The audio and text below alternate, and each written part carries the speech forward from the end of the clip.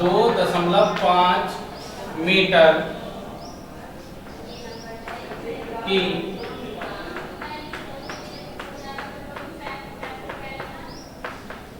दूरी पर स्थित किसी बिंदु पर चुंबकीय क्षेत्र किसी बिंदु पर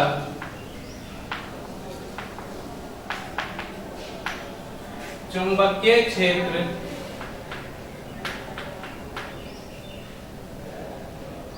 B का परिमाण और उसकी दिशा ज्ञात कीजिए।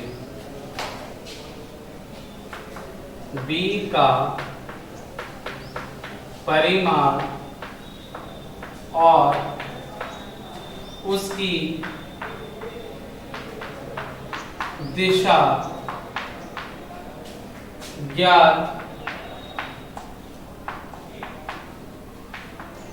कीजिए। क्लियर हो गई इतनी बात? अब देखते हैं इसका आंसर क्या कहता है कि क्षैतिज तल में रखे एक लंबे सीधे तार में 50 एम्पीयर की वैद्युत धारा उत्तर से दक्षिण की ओर बह रही है। क्षैतिज तल ये है हमारा, बोर्ड को इस समय हमने क्षैतिज तल मान लिया, ठीक है। इसमें एक लंबा सीधा तार इस तरह से दिखाया जाएगा, ठीक। इसमें क्या है, 35 एम्पीयर की धारा कहां से कहां की, उत्तर से दक्षिण की तरफ। जब कागज तल या क्षैतिज तल में दिशा को रिप्रेजेंट करते हैं तो ये हमारा होता है उत्तर, ये होता है हमारा दक्षिण, ठीक। ये होता है हमारा पूर्व और ये होता है हमारा पश्चिम। क्लियर है?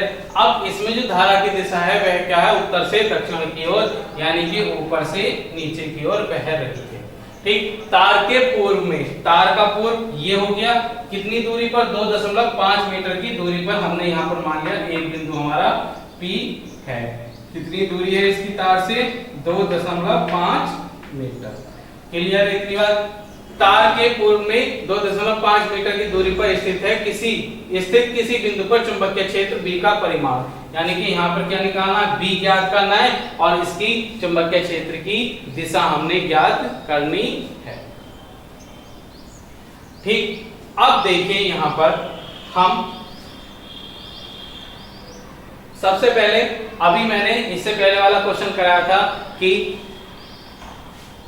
अनंत लंबाई के ऋजुरेखीय तार के कारण, अनंत लंबाई के ऋजुरेखीय तार के कारण उसमें उत्पन्न चुंबकीय क्षेत्र की तीव्रता, ठीक। तो B बराबर क्या आया था हमारा, μ0I/2πr यह आया था। अब देखिए हमें I की वैल्यू दे रखी है, इसमें कितनी दे रखी है, 50 एम्पियर, ठीक। क्लियर है? अब उसकी दूरी भी दे रखी है, यानी कि R की वैल्यू यहां से यहां तक की दूरी दे रखी है हमें, यानी कि R की वैल्यू 2.5 मीटर, ठीक। μ0 की वैल्यू हमें पता होता है, तो हम निकालेंगे यहां से B बराबर μ0 की वैल्यू 4 पाई गुणा 10⁻⁷ और I की वैल्यू कितनी है, 50 बटे, ठीक। अब 2 पाई और R की वैल्यू कितनी दे रखी है, 2.5, 2 पाई से 4 पाई 2 बार कटा और ये दशमलव हटाया हमने तो 10 की घात में ले गए, तो इसे लिख सकते हैं 2 गुणा 50 गुणा 10⁻⁷ बटे 25 गुणा, अब क्या है, दशमलव यहां से उठा के इधर की तरफ ले गए, यानी कि दाईं तरफ ले गए हैं, और जब हम दशमलव को दाईं तरफ लेके जाते हैं तब वह क्या होता है, घात हमारी घट जाती है। तो एक अंक किसका, एक घात क्या होगा यहाँ पर हमारी घट गई, ठीक। अब 25 दूनी 50 और 2 दूनी 4, तो 4 गुणा, जब ये ऊपर जाएगा तो प्लस में हो जाएगा, -7 प्लस 1, तो B बराबर 4 गुणा 10⁻⁶ टेस्ला, ठीक। तो यहाँ पर हमारा चुंबकीय क्षेत्र आ गया 4 गुणा 10⁻⁶ टेस्ला। अब यहाँ पर अगली, यहाँ तक तो परिमाण तो हमने ज्ञात कर लिया, अब इसकी दिशा भी ज्ञात करनी है। क्या करनी है, इसकी दिशा भी हमने ज्ञात करनी है। तो मैंने आपको एक दाएं हाथ के हथेली का नियम लिखवाया था, थ्योरी में, तो उस पर आ जाते हैं। दाएं हाथ के हथेली का नियम क्या कहता है?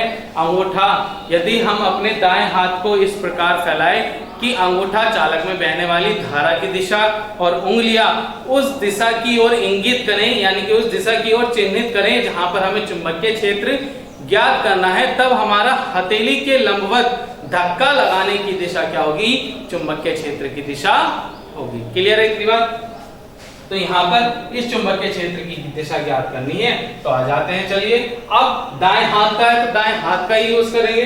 ठीक, अब इस तरह तो गलत हो रहा है, दिशा में उंगली तो जा रही है उस दिशा की ओर जहां पर चुंबकीय क्षेत्र ज्ञात करना है, परंतु धारा की दिशा विपरीत हो गई। धारा की दिशा नीचे की तरफ है, तो इसे हम इस तरह से यहाँ पर कर लेंगे। ठीक, यहाँ पर कर लिया तो देखिए उंगलियां भी उस दिशा में चली गई और धारा की दिशा उत्तर से दक्षिण की ओर भी बह गई। तो यहाँ पर लंबवत धक्का लगाने की दिशा क्या हो गई?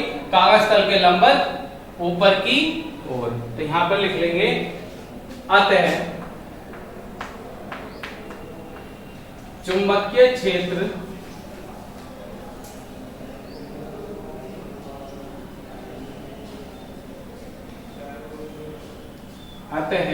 चुंबकीय क्षेत्र की दिशा, चुंबकीय क्षेत्र की दिशा कागज तल के या क्षैतिज तल के लंबवत, क्योंकि क्षैतिज तल दिया है यहाँ पर तो क्षैतिज तल लिख देंगे कि क्षैतिज तल के लंबवत ऊपर की ओर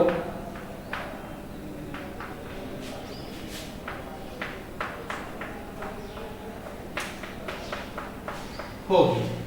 ठीक, तो यहाँ पर हमारा एक क्वेश्चन कंप्लीट हो गया, इसे हम लिख लेंगे।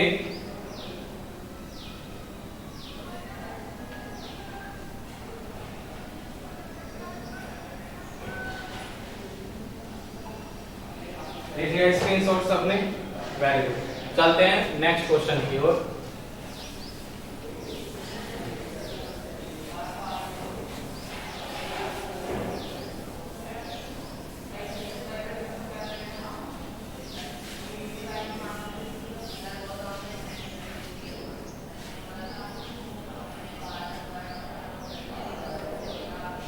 क्वेश्चन नंबर 4.4 देखते हैं इसमें क्या कहता है। व्योमस्थ खींचे क्षैतिज, क्या कहता है कि व्योमस्थ खींचे क्षैतिज बिजली के तार,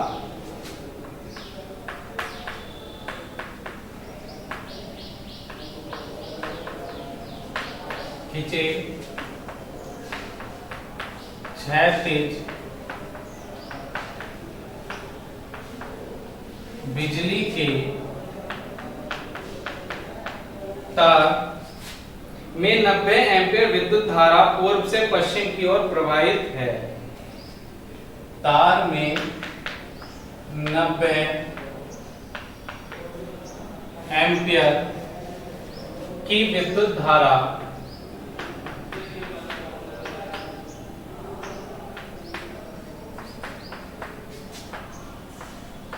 पूर्व से पश्चिम की ओर है। क्लियर है इतनी बात? पश्चिम की ओर प्रवाहित हो रही है, पश्चिम की ओर प्रवाहित हो रही है। आगे तार के 1.5 तार के 1.5 मीटर नीचे विद्युत धारा के का उत्पन्न चुंबकीय क्षेत्र का मीटर नीचे विद्युत धारा के कारण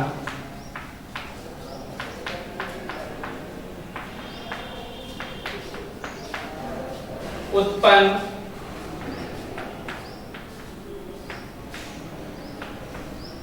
चुंबकीय क्षेत्र का परिमाण व दिशा ज्ञात कीजिए।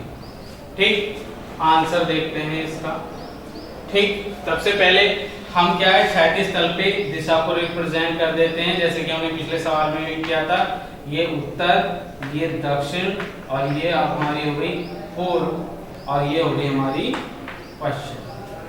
ठीक, अब क्या है, व्योमस्थ खींचे क्षैतिज तल के, क्षैतिज बिजली के तार, व्योमस्थ यानी कि पूर्व से पश्चिम की ओर तार में 90 एम्पीयर की धारा क्या है, पूर्व से पश्चिम की ओर प्रवाहित हो रही है। ठीक, अब पूर्व से पश्चिम की ओर क्या हो रही है, यहाँ पर धारा प्रवाहित हो रही है, कितनी, 90 एम्पीयर। तो ये किसकी वैल्यू हो गई हमारी, आई की। तो आई बराबर यहाँ पर लिख दिया हमने 90 एम्पीयर। क्लियर है इतनी बात। तार के 1.5 मीटर नीचे, अब तार क्या है, ये है इधर की तरफ खींचा हुआ है, नीचे का हिस्सा ये वाला हो गया दक्षिण की तरफ, तो दक्षिण ये वाला हो गया, यानी कि यहाँ पर ये वाली दूरी क्या होगी, 1.5 मीटर। ठीक, तो यहाँ पर हमने क्या मान लिया, कोई बिंदु P मान लिया। ठीक, यानी कि हमें R की वैल्यू दे रखी है 1.5 मीटर। नीचे वैद्युत धारा के कारण उत्पन्न चुंबकीय क्षेत्र का परिमाण यानी कि B की वैल्यू ज्ञात करनी है, और इसकी दिशा क्या है, हमें इसकी दिशा भी ज्ञात करनी है। क्लियर होगी इतनी बात। अब देखते हैं यहाँ पर B का मान। तो अनंत लंबाई के धारावाही ऋजुरेखीय तार के कारण चुंबकीय क्षेत्र की तीव्रता यहाँ पर फाइंड करेंगे। तो B बराबर कितना आता है, μ0I/2πr। ठीक, ये वैल्यू रख के हम जो है यहाँ से इसे घर से करेंगे, तो ये वाली वैल्यू यहाँ पर हम पुट करेंगे और सारा इसकी कैलकुलेशन हम यहाँ पर कर लेंगे। अब आती है दिशा की बात। ठीक, तो दाएं हाथ के हथेली के नियम के अनुसार दिशा भी इसकी निकालेंगे। तो दिशा देखिए यहाँ पर क्या है, अब क्या है, यहाँ पर जो वैद्युत धारा है वो कहाँ पर जा रही है, पूरब से पश्चिम की ओर। ठीक, अब पूरब से पश्चिम की ओर दाएं हाथ की हथेली का नियम क्या कहता है कि, दोबारा से बता देता हूं, वैसे मैंने अभी बताया था इससे पहले वाले सवाल में, फिर एक बार और रिपीट कर देता हूं कि दाएं हाथ की हथेली का नियम कहता है कि जब हम अपनी दाएं हाथ की हथेली को इस प्रकार फैलाते हैं कि अंगूठा चालक में बहने वाली धारा की दिशा में और उंगलियां उस बिंदु की ओर इंगित करती हैं जहां पर हमें चुंबकीय क्षेत्र ज्ञात करना है, तो हथेली के लंबवत धक्का लगाने की दिशा, धक्का लगाने की दिशा आपकी तरफ हुई, धक्का लगाने की जो दिशा होगी वो क्या होगी, इसकी चुंबकीय क्षेत्र की दिशा यहाँ पर होगी। तो यहाँ पर हमने अंगूठा क्या कर दिया, धारा की दिशा में कर दिया, और चुंबकीय उस बिंदु की ओर जहाँ पर चुंबकीय क्षेत्र ज्ञात करना है उसकी दिशा में हमने अपनी उंगली को कर दिया। तो हथेली के लंबवत धक्का लगाने की दिशा क्या होगी, लंबवत ऊपर की ओर। ऊपर की ओर अगर हम रिप्रेजेंट करें इसमें, तो दिशा के अनुसार क्या बोलेंगे, दक्षिण से उत्तर की ओर। ऊपर की ओर है यानी कि ऊपर की ओर क्या होगी, दक्षिण से उत्तर की ओर क्या होगी, इसकी दिशा हो जाएगी। ठीक, तो यहां से B की वैल्यू हम फाइंड आउट कर लेंगे और आगे हम इसे कर लेंगे। तो इसकी जो दिशा होगी वो क्या होगी, ऊपर की ओर होगी, यानी कि कागज तल के लंबवत ऊपर की ओर दिशा होगी। इससे अगले वीडियो में इससे आगे के सवाल हम सॉल्व करेंगे, यानी कि 4.4 तक हम कर चुके हैं। लेक्चर नंबर हमारा था 74 ये, ठीक है, इसमें हम कर चुके हैं। अब इससे आगे की वीडियो में हम 4.5 सवाल लेकर आएंगे। इससे पहले भी आप अपने आप करके देखेंगे, क्योंकि लगभग सभी बच्चों के पास अब बुक अवेलेबल है। ठीक, तब तक के लिए धन्यवाद।